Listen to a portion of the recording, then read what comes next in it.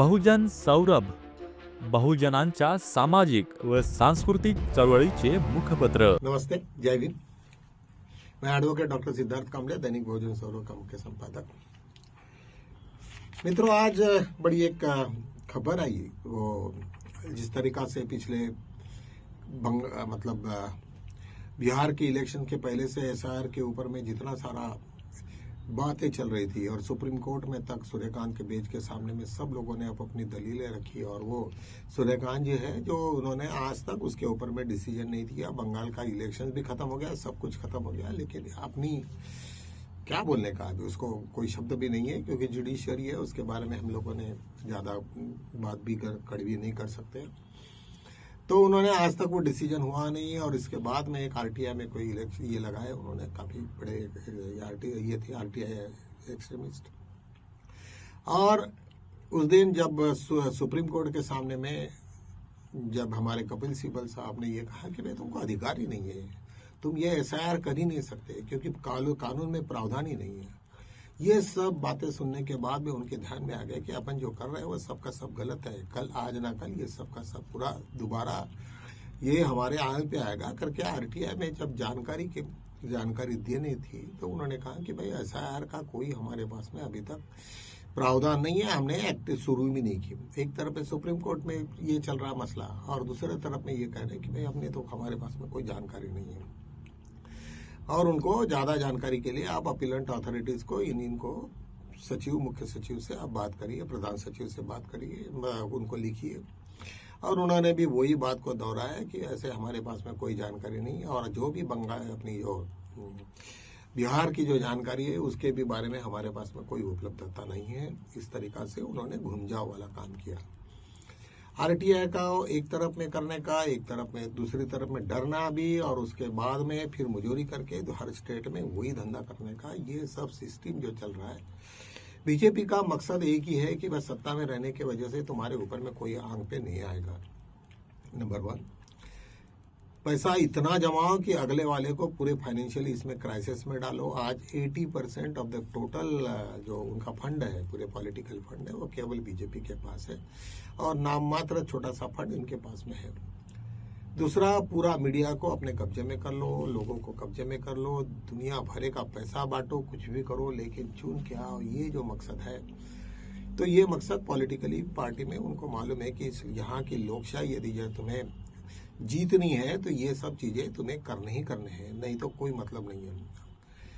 आज यही सिचुएशन में एसआईआर के बारे में जब इंफॉर्मेशन आई है, सब बातें लोगों को पता चली, तो लोगों को शॉक में रह गए कि लोगों को विश्वास ही नहीं बढ़ रहा था कि हमारे देश में इतने सालों से जो पार्लियामेंट में 10 घंटा तक उसके ऊपर में डिस्कशन हुआ, और ये वो, और आज तो बोल रहे कि भाई हमने ऐसा कोई कानून ये नहीं किया, अब तक हमने शुरुआत ही नहीं करे। तो मतलब पार्लियामेंट में क्या पागल लोगों का डिस्कशन था वहां पे। तो ये क्या सिचुएशंस बताती, क्या बताते हैं, और कैसा देश चल रहा है और कैसे चल रहा है राम भरोसे पे, तो ये ऐसे ही होगा। जब काबिलियत नहीं होते हुए कोई कुर्सी पे बैठ जाए, लेकिन उसकी काबिलियत ही नहीं है, उसको समझे ही नहीं कि क्या करना है, तो ये सब इस तरीका से हरकतें करते रहते हैं, जो हमारे देश के लिए और कोई भी देश के लिए काफी घातक है। पढ़ाई नहीं, लोगों के प्रति ये नहीं। मैंने आपको कई बार वो एक एग्जाम्पल दिया होगा कि राजा शुद्धोधन ने जब सिद्धार्थ गौतम ने जब ज्ञान प्राप्ति की थी, तो उन्होंने अपने महल में बुलाया, और महल में बुलाने के बाद में उनको विनती की गई कि आप कृपया हमें ये समझाइए कि राज कैसे किया जाता है। तो तथागत भगवान बुद्ध कहते हैं कि राज ऐसे ही करो जब अपन अपने लड़के के बारे में, जो हमारे लड़के के प्रति जो हम लोग ये करते हैं कि उसके उन्नति के लिए हर चीज़ों से हम लोग उसको कैसे उसको फैसिलिटीज दे, हम लोगों को किस तरीका से उसको प्रमोट करें, ये जो जिस तरीका से हमारी सोच रहती है अपने बच्चों के प्रति, अपने माँ बाप के प्रति, वही सोच यदि राजकारण में या कोई तुम्हारे पॉलिटिक्स में यदि यार करते हो तो ही उन्होंने राजकारण करना चाहिए, नहीं तो छोड़ देना चाहिए। यार हमारे यहाँ पे कैसे कैसे हम लोगों को लूटे, कितना कितना हम लोगों को कितनी कमीनीगिरी करे, ये सब सिचुएशन, और किसी भी हालत से पावर में आए, चाहे वो 10-10 हजार रुपए बिहार में बांटे या फिर इलेक्शन के वक्त करे, मुजोरी करे, कुछ नहीं, कितनी गालियां मारो, कुछ भी करो, हम नहीं सुधरेंगे वाला काम है। जब ऐसे सिचुएशन में आ जाता है तो निश्चित रूप से बहुत ही एक खतरनाक बात तुम्हारे सामने में आ जाती है, और वो आना नहीं चाहिए, वो दिन भी नहीं आने चाहिए, ऐसे हम लोगों को लगता है। अभी और एक इम्पोर्टेंट जो बात हुई है, कल महाराष्ट्र में लोकल बॉडी इलेक्शंस हुए,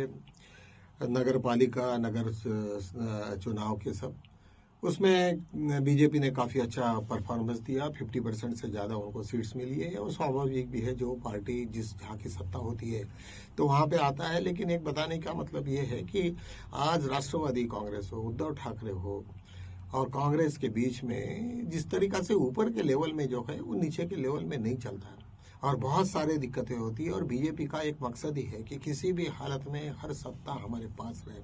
तो भी हम लोग कुछ कर सकते हैं। ये इसके वजह से उन लोगों ने बहुत सारे जगह पे वो जीत भी हो गई उनकी,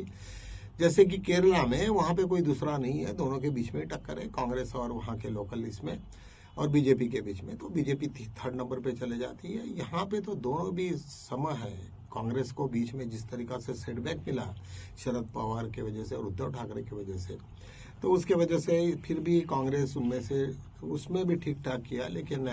उद्धव ठाकरे की पार्टी ने, शिवसेना ने कुछ इतना अच्छा परफॉर्मेंस नहीं किया। उनका पूरा का पूरा परफॉर्मेंस का ये है, वो सब बॉम्बे में होता है, लेकिन वो निश्चित रूप से इस वक्त जिस तरीका से करना चाहिए वो नहीं हुआ, ये सब बहुत बड़ा दुख है। 6150 नए इसमें ये हुए, उसमें से 50% से भी ज़्यादा एनडीए का और बीजेपी के लोगों को मिला, फिर बाकी लोगों ने सब यहाँ पे छोटे मोटे पार्टीज को मिलते रहता है, और वो मायना तो रखता है, लेकिन वहाँ पे कोई ऐसा बहुत ज़्यादा पॉलिटिक्स नहीं चलता है, क्योंकि हाई लेवल पे ही केवल दिल्ली की सत्ता के लिए वो सब ये चलते रहता है। एक आसाम में अभी इलेक्शंस है, और अपने वहाँ पे नरेंद्र मोदी जी ने अपना पूरा ये किया है, और उन्होंने एक नया ये लिया कि नेहरू जी ने वो चाहते थे कि आसाम और पाकिस्तान के दोनों के बीच में आसाम ये एरिया पाकिस्तान में जाए, ऐसे टाइप का नया कुछ तभी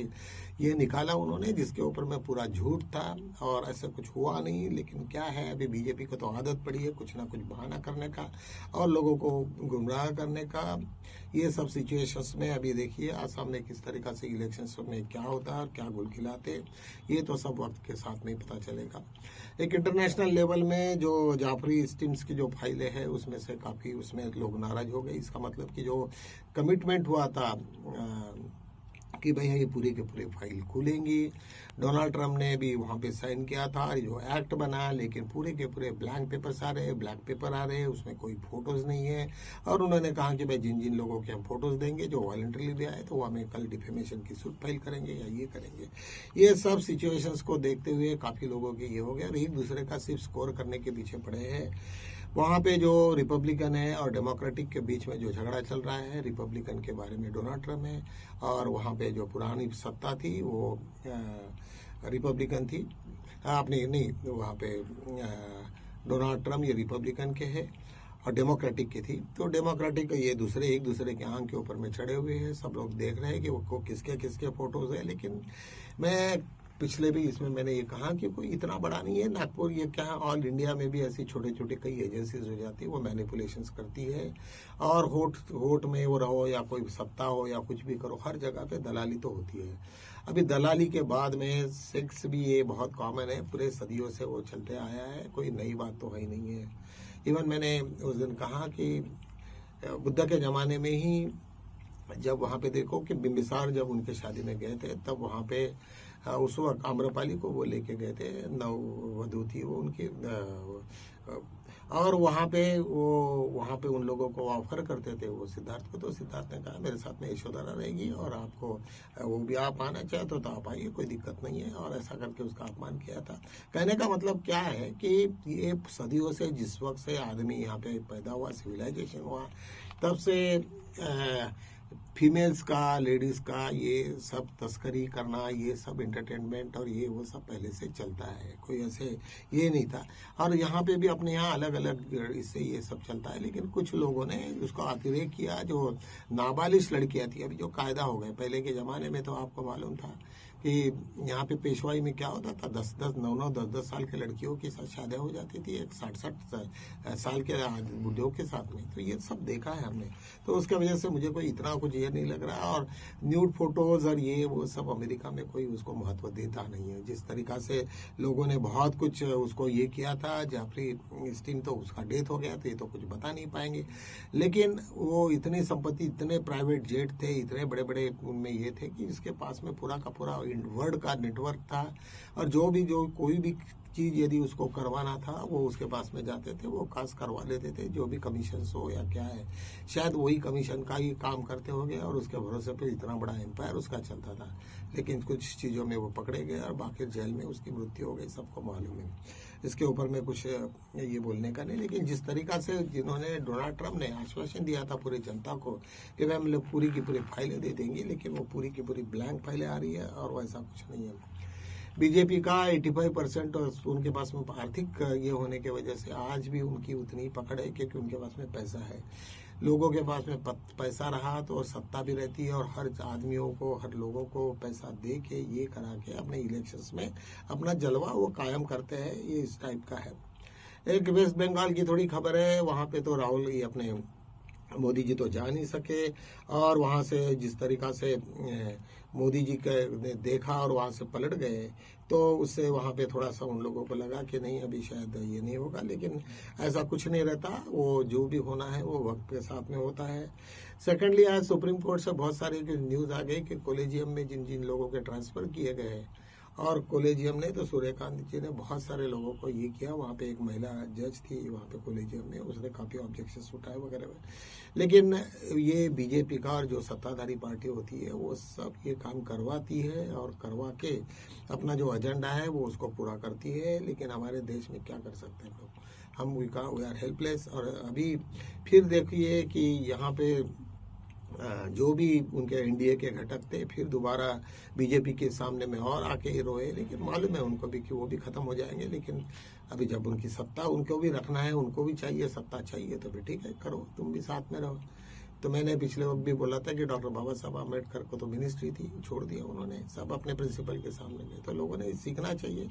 स्पेशली हम लोगों ने बाबा साहब के जो मानने वाले लोग हैं, बुद्ध को मानने वाले लोग हैं, कम से कम उन्होंने ये सब सिचुएशंस के ऊपर में थोड़ा सा मंथन करना चाहिए कि हमारा रोल अभी क्या होना चाहिए। ना हम लोग इधर के हैं, ना उधर के हैं, ना कोई इलेक्शन लड़ने के इसमें है और कुछ है, ना कुछ हमारी ट्रांसपेरेंसी है। तो इस टाइप में यदि रहा तो हमारे पास में वही मिलेगा, और हमें फिर नर्वसनेस ही होना पड़ेगा। लेकिन हमें कुछ भी अपना तो कुछ नहीं कर सकते, क्योंकि हमने करने से, लेकिन अपन हो के